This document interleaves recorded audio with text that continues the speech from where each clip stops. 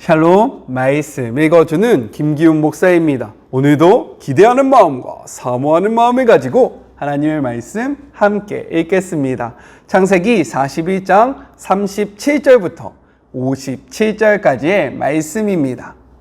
바로와 그의 신하들이 이 제안을 좋게 여겼다. 바로가 신하들에게 말했다. 이 사람이야말로 우리에게 필요한 사람이 아니겠소. 이 사람처럼 그 안에 하나님의 영이 있는 사람을 어디서 찾을 수 있겠소. 바로가 요셉에게 말했다. 그대야말로 우리가 찾는 사람이요. 하나님께서 그대에게 앞으로 일어날 일에 내막을 알려주셨으니 그대처럼 자격을 갖춘 사람, 그대처럼 경험 많고 지혜로운 사람도 없을 것이요. 이제부터 그대가 내 일을 맡아보시오. 나의 모든 백성이 그대에게 보고할 것이요. 내가 그대보다 높은 것이 있다면 왕이라는 사실뿐이요. 바로가 요셉을 임명하면서 말했다. 이집트 온 땅을 그대 손에 맡기겠소. 그런 다음 바로는 자신의 손가락에서 인장반지를 빼내어 요셉의 손가락에 끼워주었다. 바로는 요셉에게 가장 좋은 세마포 옷을 입히고 목에 금목걸이를 걸어주었다. 그리고 왕의 전차에 버금가는 전차를 내주어 요셉이 마음대로 쓰게 했다. 요셉이 전차에 올라타자 사람들이 만세! 하고 외쳤다. 요셉이 이집트 온 땅을 맡아 다스렸다. 바로가 요셉에게 말했다. 내가 왕이지만 그대의 허락 없이는 이집트에서 어느 누구도 손가락 하나 움직이지 못할 것이요. 바로는 요셉에게 사브나파네아 하나님께서 말씀하시며 그분은 살아계시다 라는 이름을 지어주고 온 헬리오폴리스의 제사장 보디베라의 딸 아스낫을 그에게 아내로 주었다. 요셉은 자신의 임무에 따라 이집트 온 땅을 둘러보았다. 요셉이 이집트 왕 바로를 위해 일하기 시작할 때에 그의 나이 30살이었다. 요셉은 바로 앞에서 물러나오자마자 이집트에서 일을 시작했다. 풍년이 든 7해 동안 그 땅은 풍성한 곡식을 냈다. 요셉은 이집트에 찾아온 7해 풍년 동안 생산된 식량을 거두어 들여 여러 도시에 비축했다. 각 도시마다 주변 밭에서 거두어 들인 잉여 농산물을 저장하게 했다. 요셉이 얼마나 많은 곡식을 거두어 들였든지 바다의 모래처럼 많았다. 나중에는 그 수를 헤아리 쓰는 것조차 포기해야 할 정도였다. 요셉은 7해 흉년이 닥치기 전에 온의 제사장 보디베라의 딸 아스낫에게서 두 아들을 보았다. 요셉은 하나님께서 나의 모든 고난과 내 아버지 집을 잊게 해주셨다고 말하며 맏아들의 이름을 므낫셋 있다라고 했다. 또 하나님께서 내 슬픔의 땅에서 나를 번성하게 해주셨다고 말하면서 둘째 아들의 이름을 에브라임 갑절의 번성이라고 했다. 7해 풍년이 끝나고 요셉이 말한 대로 7해 흉년이 찾아왔다. 모든 나라가 기근을 겪었으나 식량이 있는 나라는 이집트뿐이었다. 기근이 이집트 전역으로 확산되자 괴로움에 빠진 백성이 바로에게 먹을 것을 달라고 부르짖었다. 바로는 이집트 사람에게 이렇게 말했다. 요셉에게 가서 그가 일러주는 대로 하여라. 기근이 더욱 심해져 이집트 온 땅을 덮자 요셉은 곡식 창고를 열어 비축해 두었던 식량을 이집트 사람들에게 팔았다. 기근이 극심했다. 이렇고 온 세상이 요셉에게서 식량을 사려고 모여들었다. 기근이 온 세상을 덮쳤던 것이다. 이것은 하나님의 말씀입니다. 오늘 말씀을 보면요, 내용상 네 부분으로 나눠서 생각해 볼 수 있어요. 먼저는 37절부터 45절로 애굽의 총리가 된 요셉의 이야기를 하고 있어요. 37절의 말씀을 같이 볼까요? 바로와 그의 신하들이 이 제안을 좋게 여겼다라고 이야기합니다. 32절부터 36절까지 이야기했던 요셉의 이야기를 좋게 여겼대요. 근데 여기서 더 나아가서 38절의 기록을 보면요, 바로가 신하들에게 말했다. 이 사람이야말로 우리에게 필요한 사람이 아니겠소. 이 사람처럼 그 안에 하나님의 영이 있는 사람을 어디서 찾을 수 있겠소? 라고 고백하고 있다는 거죠. 이 고백은 무엇이냐면 바로가 요셉을 통해서요, 하나님을 바라보게 됐다는 거예요. 바로가 요셉의 인생을 통해서 요셉의 그 모습을 통해서 하나님의 하나님 되심을 느끼게 됐다는 거예요. 그래서 성경 45절은요 이렇게 기록하고 있습니다. 바로는 요셉에게 사브나 바레아 하나님께서 말씀하시며 그분은 살아계시다 라는 이름을 지어준 것이에요. 그가 요셉을 보니까요, 야 진짜 하나님 계시는구나, 야 진짜 하나님 말씀하시네, 야 근데 그분 살아계시네 라는 것을 확신하게 될 수 있었다는 거죠. 이것을 통해서 우리가 무엇을 생각해 봐야 할까요? 저와 그리고 여러분의 삶을 통해서요, 저와 그리고 여러분이 살아가고 있는 그 삶의 자리에 있는 주변인들이요, 하나님을 높여야 된다라는 거예요. 하나님의 하나님 되심을 선포해야 되고요. 야! 김 목사 보니까 진짜 하나님 살아계시더라. 야! 김기웅 목사 보니까 내가 김기웅 목사가 믿는 그 하나님 믿고 싶다라는 이야기가 드러나야 된다라는 거죠. 지금요, 이렇게 돼야 되는데도 불구하고 오히려 우리 때문에요, 하나님의 이름이, 예수님의 이름이 땅바닥에 떨어져 있는 이 시기에 다시금 이 말씀을 통해서요, 우리가 하나님의 영과 동행함으로 우리의 삶을 통해서 하나님이 영광 받으시는 그러한 일들이 우리에게 그리고 하나님에게 있기를 간절히 소망해 봅니다. 우리 다시 한번 해봐요. 하나님과 동행함으로 하나씩 해봅시다. 아셨죠? 포기하지 마시고요, 주눅 들지 마시고요, 힘 내세요. 자, 오늘의 말씀을 보면요, 혹시 이거 조금 이상한데? 라는 부분 없습니까? 자, 그러한 부분을 느끼셨다면 굉장히 성경을 잘 이해하고 계신 거예요. 왜 그런지 한번 살펴보죠. 45절 후반절 때문에 그런 건데요, 이렇게 기록되어 있어요. 온 헬리오폴리스의 제사장 보디베라의 딸 아스낫을 그에게 아내로 주었다라고 되어 있죠. 자, 여기에서 온 헬리오폴리스가 어떤 곳이냐? 태양신을 숭배하는 그 핵심적인 장소였습니다. 근데 이 온의 제사장, 그 태양신을 섬기는 제사장의 딸을요, 요셉에게 준 거예요. 이게 가능합니까? 라고 물어볼 수 있어야 돼요. 왜요?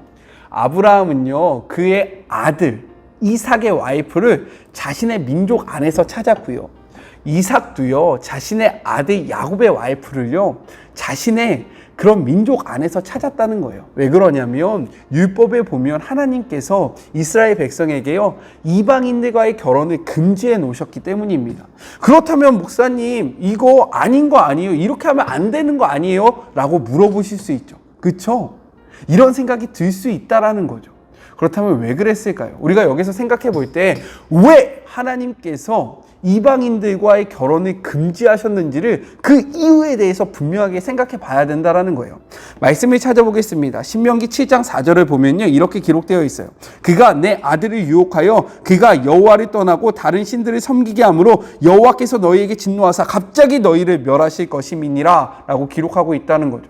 하나님께서 이방인들과의 결혼을 금지하신 이유는 무엇이냐? 그 결혼으로 말미암아 이방인이 이스라엘 공동체 안으로 들어왔을 때 이가 섬기는 그 신들을 이스라엘 백성들이 함께 섬길까 봐 이러한 것이 염려돼서 금지시켰다라는 거죠. 그렇다면 만약에 이스라엘 백성들이 이방인들과 결혼했을 때 오히려 이방인들에게 영향을 준다면, 이들에게 선한 영향력을 끼친다면 어떨까요? 자, 그렇다면 요셉의 인생은 어떠했을까요? 이방인과 결혼했잖아요. 단순한 이방인입니까? 그 온 태양신을 섬기는 제사장의 딸인 거예요. 이가 결혼했어요. 어떠한 일들이 벌어졌을까요? 이의 인생을 통해서 한번 알아보죠. 첫 번째 우리가 생각해 볼 수 있는 것은 무엇이냐? 요셉의 이름, 그 애굽의 이름을 누가 지어줬어요? 바로 왕이 지어줬죠. 이것은 굉장한 영광 아닙니까? 그렇기 때문에 이 이름을 드러낼 때마다 자신의 그런 위치가 더 드러나는 거예요. 그런데 오늘 성경이 41장이잖아요. 그리고 창세기 50장까지 요셉의 이야기가 쭉 기록되어지는데 오늘 본문 외에 그 어디에도 이 이름이 등장하지 않고 있다는 거죠. 왜요? 제가 이야기했었죠. 히브리인들에게 이름은 단순한 호칭이 아니라요, 그 대상의 본질과 정체성을 담고 있다.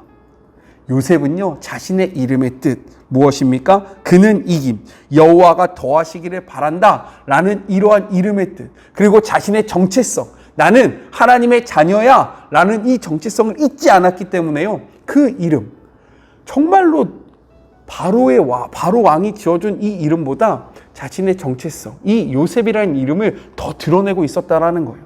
즉, 이 결혼이 그의 신앙에 영향력을 주지 못했다라는 것을 드러내고 있고요. 두 번째, 50절부터 52절에는요, 이렇게 기록되어 있습니다. 50절 후반절이요. 요셉은 하나님께서 나의 모든 고난과 내 아버지의 집을 잊게 해주셨다라고 말하며 맏아들의 이름을 므낫셋 있다라고 했다. 또 하나님께서 내 슬픔의 땅에서 나의 번성케 해주셨다. 슬픔의 땅에서 나를 번성케 해주셨다라고 말하면서 둘째 아들의 이름을 에브라임, 갑절의 번성이라고 했다라고 기록하고 있어요. 자, 그 중요한 게 무엇이냐면 두 아들을 낳는데요. 이 두 아들의 이름이 애굽의 식의 이름이 아니라 히브리식의 이름을 갖고 있다는 거죠. 이것은 무엇을 나타냅니까? 그의 가정의 정체성이 애굽의 그 이방인에게 사로잡혀 있는 것이 아니라 하나님께 사로잡혀 있음을 분명하게 보여주고 있는 겁니다. 왜요? 만약에 이가 와이프의 영향을 받았다면 이 이름을 이렇게 지을 수 있었을까요? 아니요. 절대로 그렇게 지을 수 없다라는 거죠. 지금 이는 애굽의 총리인 거예요. 애굽의 사람을 지배하고 있고요. 애굽의 그런 중요한 위치에 있습니다. 그렇다면 자신의 자녀들도요. 그러한 애굽인으로 키울 수 있는 충분한 조건과 여건이 되어 있고요. 그렇게 했을 때 사람들이 바라보는 시선도 있다는 거예요. 하지만 이것을 신경 쓰지 않고요. 아니야. 내 첫째 아들은 므낫셋 있다. 하나님께서 내 고통을 다 잊게 해주셨어. 내 둘째 아들은 에브라임, 나에게 갑절의 번성을 주셨어 라면서 자신의 신앙의 고백을 자신의 자녀들에게 투영시키고 있다는 거죠. 즉 아내의 그러한 우상신에게 영향을 받는 것이 아니라 이 아내가 요셉에게 동화되어 이의 가정에 하나님이 원하시는 뜻으로 나아가고 있음을 분명하게 보여주고 있는 거예요. 세 번째, 이의 죽음을 볼까요? 이의 죽음을 기록하는 것이 창세기 50장 24절부터 25절인데요. 여기는 무엇을 기록하냐면 요셉이 죽으면서 자신의 형제들에게 부탁하는 겁니다. 무엇이라고 부탁하는지 아세요? 아브라함과 이삭과 야곱에게 맹세한 땅에 자신을 묻으라고 유언하고 있는 거예요.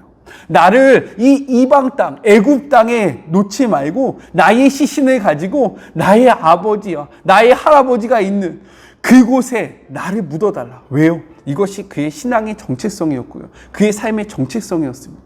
이 결혼이요, 그것을 막지 못하였음을 보여주고 있는 거예요. 자, 이를 통해서 우리가 무엇을 생각해 볼 수 있을까요?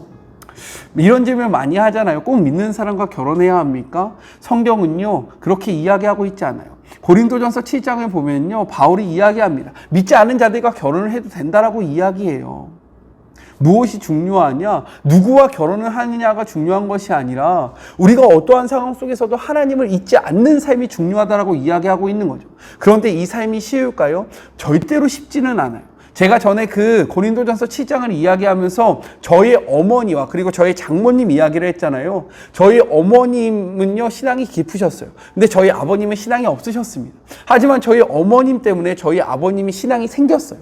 마찬가지예요. 저희 장모님은 신앙이 있으셨어요. 하지만 저희 장인어른은 신앙이 없으셨습니다. 하지만 장모님의 그 기도와 눈물로요, 저희 장인어른이요, 장로님이 되셨어요. 근데 그들의 인생을 제가 들었을 때 절대로 쉽지 않았어요. 하지만 안 되는 것도 아닙니다. 그렇기 때문에 믿지 않는 자들과 결혼하셔도 돼요. 중요한 것은 그들에게 영향을 받느냐, 내가 그들에게 영향을 주느냐, 이것이 더욱더 중요하다라는 거예요.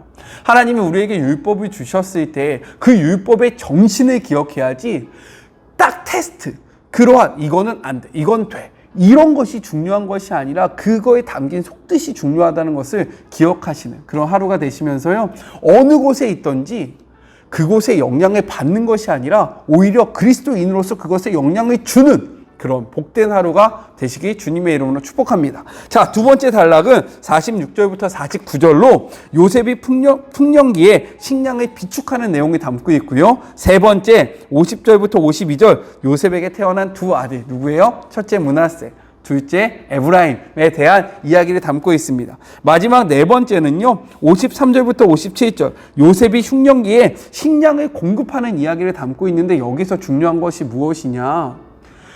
흉년이 들었는데요, 이 흉년이 애굽뿐만 아니라 그 지역, 그 근방 지역에 미쳤음을 우리가 말씀을 통해서 알 수 있어요. 그래서요, 단순히 애굽 사람들만 식량을 사러 온 것이 아니라 그 주변에 있는 사람들이 다 애굽으로 식량을 사러 온 거죠. 이래서 그 요셉의 형제들, 야곱의 자녀들이요, 그 식량을 사러 애굽 땅으로 오게 되는 겁니다. 근데 제가 여기서 하고 싶은 말은 무엇이냐? 요셉 이 한 사람 때문에요, 그 시대가, 그 지역이 구원을 받았다라는 거예요. 하나님 앞에 바로 서 있는 한 사람을 통해서요, 하나님은 일하시고요, 하나님 앞에 바로 서 있고 하나님과 동행하는 그 한 사람을 통해서요, 하나님은 열방을 구원하신다라는 거죠. 그렇기에 저와 그리고 여러분의 삶이 너무나도 중요한 겁니다.